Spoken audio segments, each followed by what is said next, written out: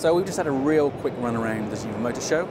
It's quite interesting. We see a lot of electric cars. There's a big focus on that this year. We also see a lot of radio buttons disappearing in favor of audio buttons or even just multimedia. So radios being hidden below a layer. Voice control is, as you expect, on all the car manufacturers' radars, but I haven't really seen a big push for it, a big shout. There are a few manufacturers that are still talking about their voice control layer on their car and also their connected car and telemetry apps, but it's no much bigger than last year. But all in all, it's been very interesting. It's good to see radio still has a place in cars, but maybe something for broadcasters to think in the future of how we use the broadcaster data to fill up the space in cars in a more engaging way. Okay, so I'm here in the new Renault Clio, and this is quite interesting because it has this wonderful new vertical screen, which I'm just trying to make work. There we go, excellent. And you notice that radio is on the top level, which is something that we may find is not there for other cars.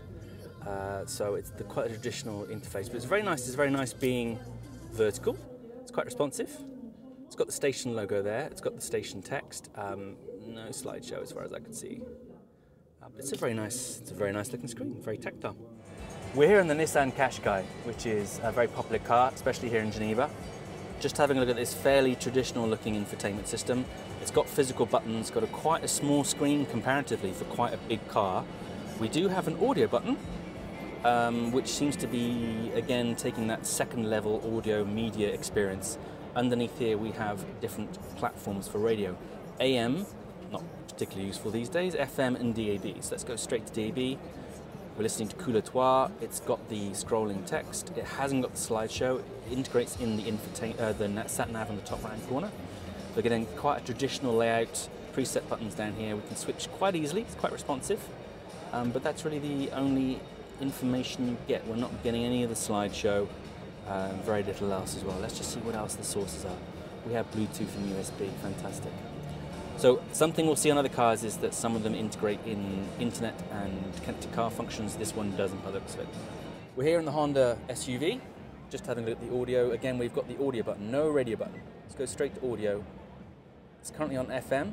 You see it's quite a simple interface. Let's go to DAB, see if there's anything more glamorous. And wait for it to change onto Couloir. Nope, it's pretty much the same interface. And we're still using the ensemble navigation. The first infotainment system driven by Android. Is that correct? Yeah, exactly. It's powered by Android. And with that, we get, of course, the Google Assistant, the Google Play Store, and the Google Maps.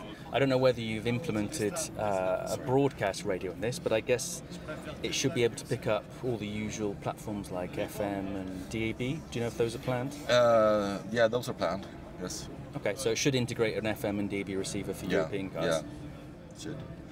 And I can see Spotify, obviously that's a good link with Sweden there. Yeah, exactly, that's a good link. So now this is a BMW 540i, I think. Just a quick look.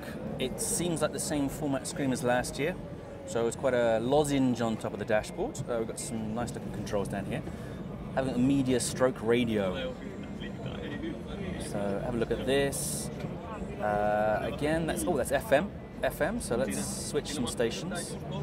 Let's see if it, DAB, DMB.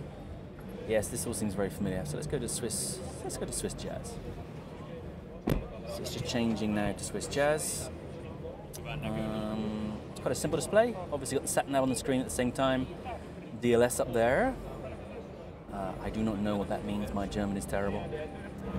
And actually, as we were leaving the car, I discovered a new bit of functionality. Let's go to Swiss Jazz again.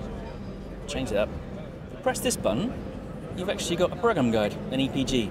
But of course, it's not particularly well supported amongst broadcasters. So let me just try one more station. Let's see if we can find one of the RTS stations. Oh, there we go, RTS Premiere. Excellent. Switch to EPG. And nothing. But that's where you would get a program guide if there was one. Fiat 500.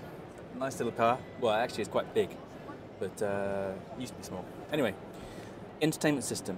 Simple, small screen, nice looking, simple flat interface. Radio button, fantastic.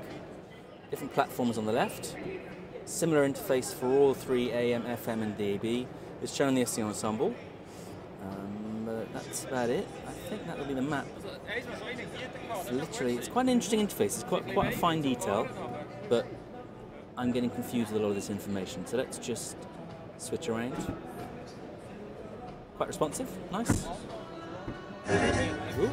Obviously no slideshow. There's a bit of information, but that's it.